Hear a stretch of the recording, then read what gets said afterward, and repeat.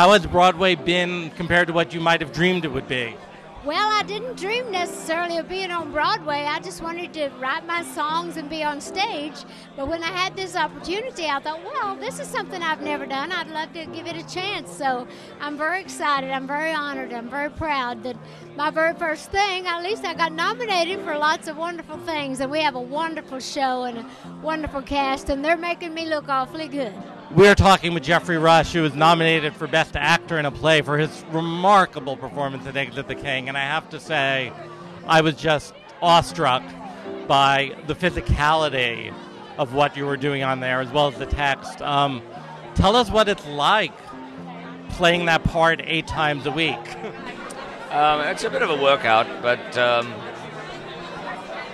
I've got some very carefully placed padding because the tiles on the palace floor are made out of concrete, and I don't think I've ever counted how many times Ionesco gives me that extraordinary stage direction, "The King Falls." This is your Broadway debut, unbelievably. What is the Broadway experience like for you? Oh, it was absolutely full on. I mean, I feel very pleased to have come here with a play that's part of a repertoire of a company that I work with a lot in Australia. And the partnership between the director and myself goes back to 1980. So we've done about 15 projects together. So that's been really thrilling to have that play in the commercial arena of the Rialto. We are talking with Janet McTeer, who was nominated for the Drama Desk Award for the title role of Mary Stuart. It is your second time on Broadway. The last time you were here was The Doll's House about 13 years ago, for which you won the Tony Award, and now you're back.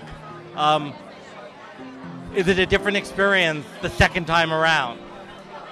In some ways it is, and in some ways it isn't. I've been here once before, so I know what it's like a little bit, so it's a little less scary. And in other ways it's a bit more scary because everyone liked The Doll's House, and so they go, oh, she's back, let's see what she's got to offer. So it's a little bit more nerve-wracking in that sense.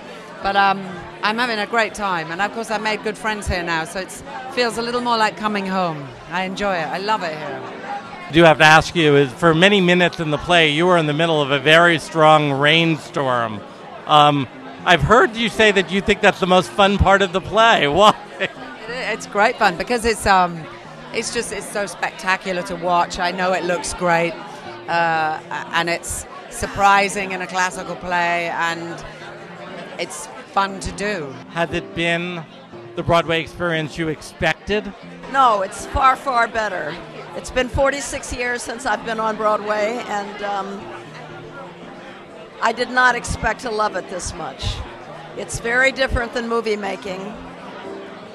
The actor has much more control than in movies because the director leaves and you stay and you build and deepen your character, and I'm having a far better time than I thought.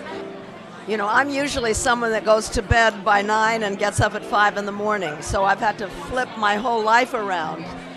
And going out, and like the other night, Lily Tomlin was there, and Jeff Daniels, and Jessica Lange, and all these people, and I thought, hey, I'm part of the Broadway community. This is great. I love it. I love it.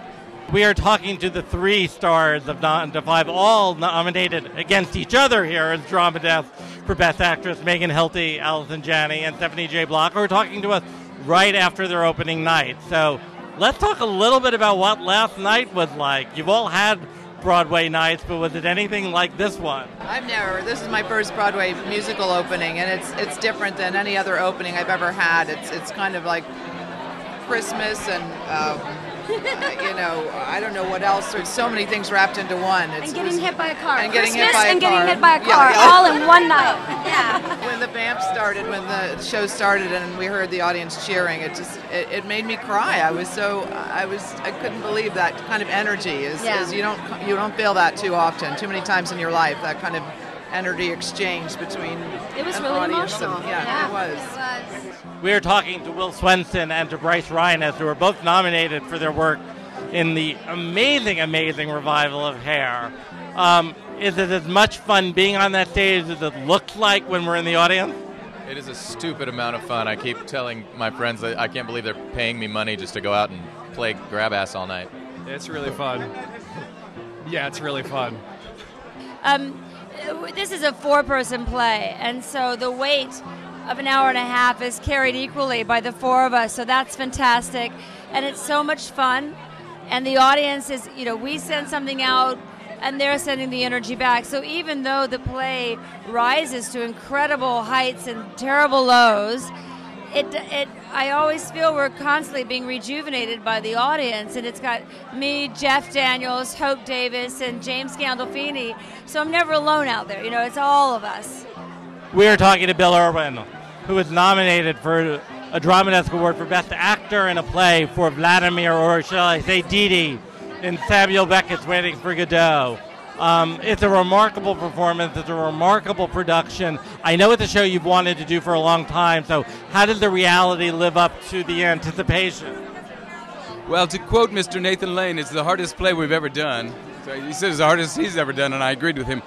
It is something that both he and I have thought we wanted to do for decades, so here we are. So now, careful what you wish for? Exactly, be careful what you wish for. We're talking to the always fabulous Martha Plimpton, who's nominated for her role as Gladys Bumps in Pal Joey. And the last time we talked, you were just starting rehearsals. Now, of course, the show unfortunately is over, but what was the Gladys process like? I had the time of my life working on that show. I loved playing Gladys Bumps. She was different than any other character I've ever played. She was sassy and dark, but funny and sexy. And obviously it was incredibly terrifying singing and dancing and leaping around like that. So I just had an incredible time. I loved the cast. I loved the whole group. I mean, everybody was incredible. It was. So how much of what we're seeing on stage is really your creation of Ionesco? Neil Armfield definitely let me find my way with this character. So I have an understanding that when it was done in Australia, it was done, diametrically different. So. And I love working with Geoffrey. We're cut from the same cloth, I think, really. We appreciate the same kind of humor. How much did you love being Charlie Fox? Oh, it's one of my favorite parts I've ever played. I got to say that show has some of the greatest lines I've ever said in my life. I miss it. I don't generally miss shows after I'm done, and I also don't generally remember shows after I'm done, like what the lines are. But this one I remember a lot.